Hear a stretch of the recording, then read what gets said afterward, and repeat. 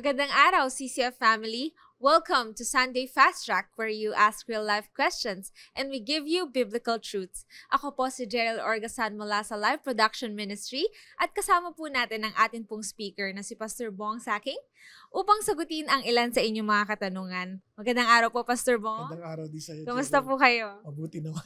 Praise God. Para po sa ating first question, Pastor Bong, pagdating po sa ating pananampalataya, paano po ba natin matutukoy ang katotohanan mula sa kasinungalingan? Ayan, nako, importante, kahit sa anumang bagay, alam mo yung totoo. Di ba? Kaya nga, naalala ko, there was a guy na inaaral nila yung totoong jade. So, ang inaaral lang, puro totoong jade, isang jade lang, paulit-ulit lang tinitingnan.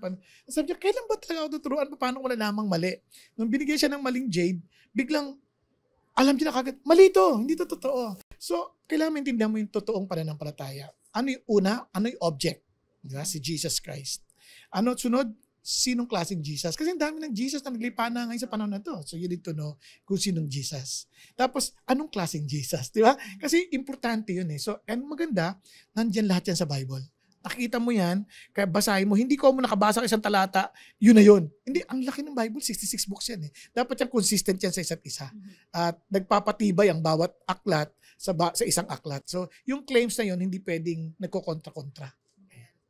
Maraming salamat po. At para naman po sa ating pangalawang katanungan, ano ang mga praktikal na pamamaraan upang kami ay mamuhay ng matuwid? Ayan. Ang mga praktikal na pamamaraan galing din sa Diyos. Una, you meditate on His Word. Sabi ng Panginoon Diyos, this book of the law shall not depart out of your mouth, but you shall meditate on it day and night, that you will be careful to do everything written in it. Then you shall become prosperous and have good success. Ang pangalawa, siyempre, you cannot learn it by yourself. Then learn it with the body of Christ. Nakikita mo how they practically apply it, di ba? Yung sa'yo rin, mai-share mo rin sa kanila kasi we belong into one body. Yan sabi ng Panginoon Diyos na tayo ngayon ay hindi na isa, kundi tayo kasabahagi na ng katawan ni Kristo. So, importante yung mga bagay na yun. At siyempre, never kang maglulus ng panalangin. Sabi ng Bible, if you abide in me, my words abide in you, ask whatever you wish, it shall be given you. Kaya sabi niya, you did not choose me, but I chose you, that you will bear fruit, and that your fruit will remain. Ask the Father therefore in my name, and I will do it. So, importante yung prayer. Kasi, yun yung, sabi nga, Lord, you cannot do nothing if you don't abide in me. So, importante yun, na lagi ka nakadikit sa Panginoon Diyos.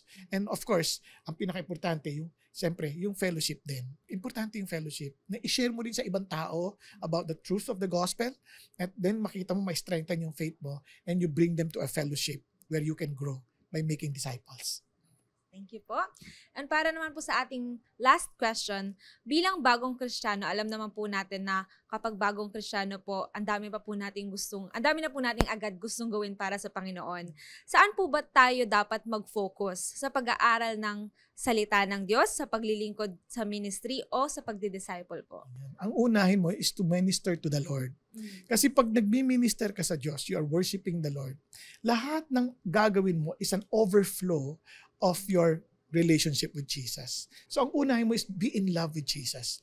Know Him from His Word, know Him in prayer, and allow yourself to be filled with the Holy Spirit, and the Holy Spirit will lead you kung paano yung mga next steps na gagawin mo sa buhay. On how to serve, on how to disciple, how to minister. Kaya lahat yun is an overflow of your relationship with God.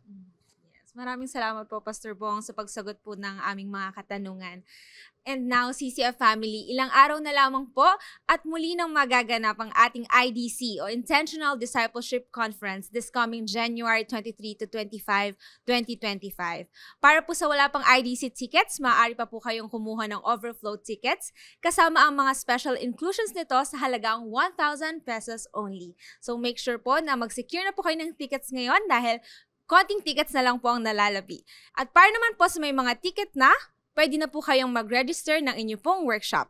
Para kumuha ng ticket or mag-register ng workshop, just visit idc.org.ph.